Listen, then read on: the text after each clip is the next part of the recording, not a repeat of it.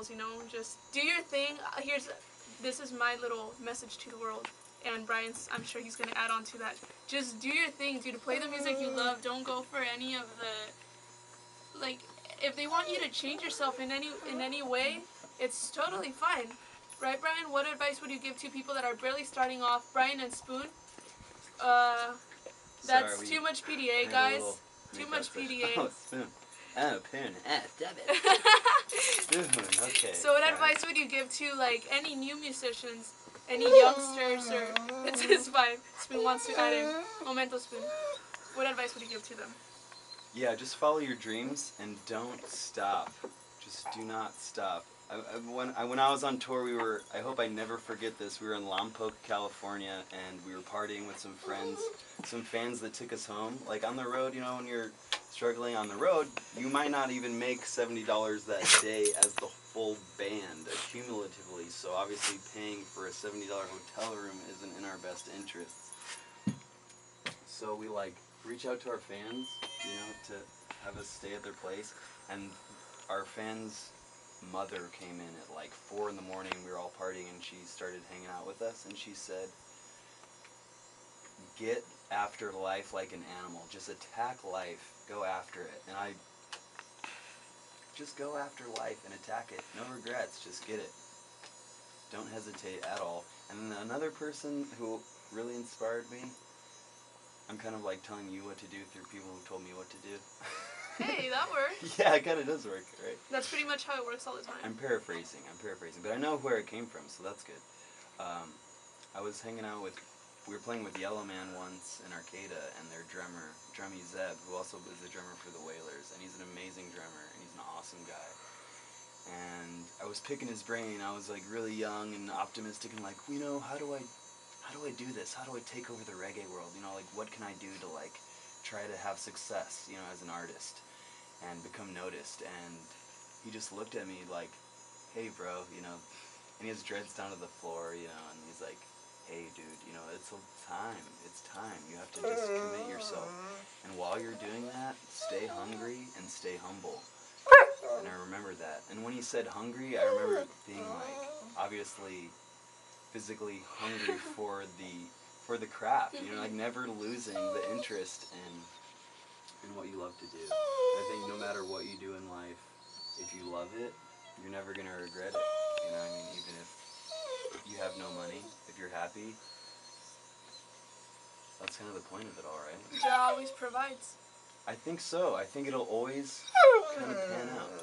It's always gonna work out, like, just, you know, have faith, you know? It's always gonna work out one way or another, sooner or later. Well, things never work out exactly how we plan. Yeah. So it's almost like there's no sense in planning that particularly. You know, it's like generally plan for success, but I think be realistic with your standards and be like, hey, you know what would make me really happy is having other people be really happy with me. I don't need $1 million. I need like a place to sleep. Just like kind of humble it out. Like, it's really easy in today's society to become in the flash, you know, and be like into the glam and want to participate in things that cost a lot of money to be involved in these things. And it's like, you know, there's something else. I was listening to Aloha Radio's new album, or their singer Lauren, I think, handed me their free album At the show. Yeah, and there's the first track there, Stoked and Broke. It just like it just hit me. I was like, this is such a good song and a good representation of the life, you know, of a musician in this area, or really anyone in this area right now, especially at our age, you know what I mean? It's just like people, or hell, age doesn't even have anything to do with it, just people in the struggle feeling it, stoked and broke. And the song's all about like, hey, I don't need more money because more money is more worries, and I have plenty to worry about. I have my board and my guitar. What else do I need? You know, I have my surfboard, I have a guitar. I don't need anything else. I'm just like, I love it. It's so good. It's perfect. Perfect message. We're going to have to cut the interview and go into the acoustic session, which I know everyone is anxious to, just as anxious as they were to listen to the interview on Take a Break with Lilly Lopez with Brian from SYNRGY. But before we do that, I really need you to let us know of any upcoming shows that you have. We are starting our April tours, and I think the second week in April. And it's actually, all the details are still yet to be waited out, and that's another thing about management. It's like I am not kind of like putting all the little pieces together anymore, and it's so awesome, but it's kind of nerve-wracking too, because I'm just kind of like waiting and seeing how like things all pan out, and I'm so excited for this summer. It's going to be crazy. We're working a lot with I Tell Vibes, Iatera. We just went on the road with them on the Youth Rising Tour with Root Entertainment Productions, and we had such a blast. And I think that's where we may have first had initial contact at Uplift. Uplift, yes. I interviewed practically all the bands except for Synergy, and so I was kind of bummed because I'm gonna be honest with everyone. I am a fan, but I wasn't able to interview you guys, and I wasn't even able to check you out because I was interviewing someone while you guys were playing. Oh, So yeah, I was kind of bummed, and then I never thought that hey, you'd come to my show, you know, down here in San Marcos. So you've never seen Synergy the band? I have not. Oh my gosh. Though there's lots to see and plenty of shows. Yeah, tell me. Sure coming up. Real quick, briefly tell anybody that hasn't had the opportunity to check out Synergy live, what should they expect, and why is Synergy a band worth checking out? 'Cause we're cool. No, that's such the lamest answer. Well, okay, so because we try to keep it real, dude. You know, it's like just singing about, I think, things that everyone can relate to that isn't too much in a box for anybody. It's understandable and digestible for everybody.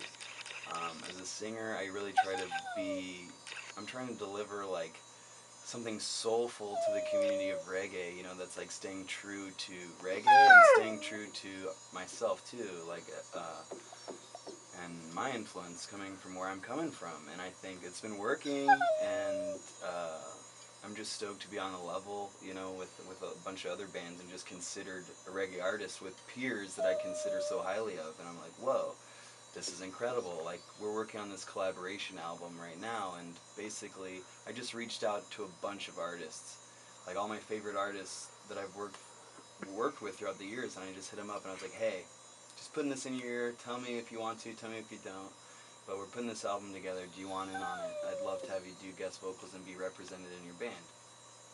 And almost everybody I hit up, you know, had nothing but good things to say and was like, absolutely, we would love to do it. So it's like, these are people that, you know, I think so highly of. These are like prestigious people in my world that it's like, just to be considered like friend basis with them is like so humbling. It's so amazing. I love it. It's like, I'm so stoked right now with life. Yeah, ultimate happiness, you know, and we're really happy to have you here in San Diego, and I know you're really stoked because of all the different, I suppose, subgenres of reggae. You can actually, like, go in and infiltrate every single one of them, you know?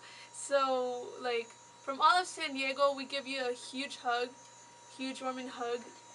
I feel the love, y'all. I totally feel the love. So yeah, I just moved here from Oregon, and it's been 3 weeks I've been here. Wow, barely 3 weeks. Yeah, it has just accepted me so much. It's incredible. Like, I've been to more reggae in the 3 or 4 weeks that I've been here than I've been to in months in Oregon, you know, unless I'm on the road touring. And yeah, you guys have a really special thing here, and I'm really blessed to be welcomed in, because, you know, it's SoCal and people are, you know, it's the hustle and it's the grind, but yet it's reggae. And it's the reggae world, you know what I'm saying? So people are, I can't believe how friendly everyone's being, and we've toured through lots of times, so, but now it's like local style, you know, it's like a totally different game, playing the face and seeing people like, hey, guess what? I just moved to OB, you know, like I saw Hyrie the other day, and like I've seen Patricia so many times, and I was like, dude, guess what? I just moved to OB, and she just smiled so huge and gave me this huge high five, and she's like, dude, you're gonna be so stoked, like, it's a really good move, like, I'm really glad that you did that. And so, thanks everyone for, like, the welcoming and the support, dude. It's been so good. Yeah. Keep making good music, and what else can I say? Trying my best. We're gonna keep it coming. It's gonna come fast too. We got I just started recording a bunch of stuff, like my own stuff. You know, it's always hard when you're paying someone $40 or $50 an hour to press record. Yeah, for sure. And even though they come with knowledge, that's a problem. It's like, you know, you can buy the toys, but you have to know how to use the toys. So I'm kind of in that process of learning how to record properly. But it's been a really fun time, and by the end, there's going to be a lot of new music for you guys to listen to.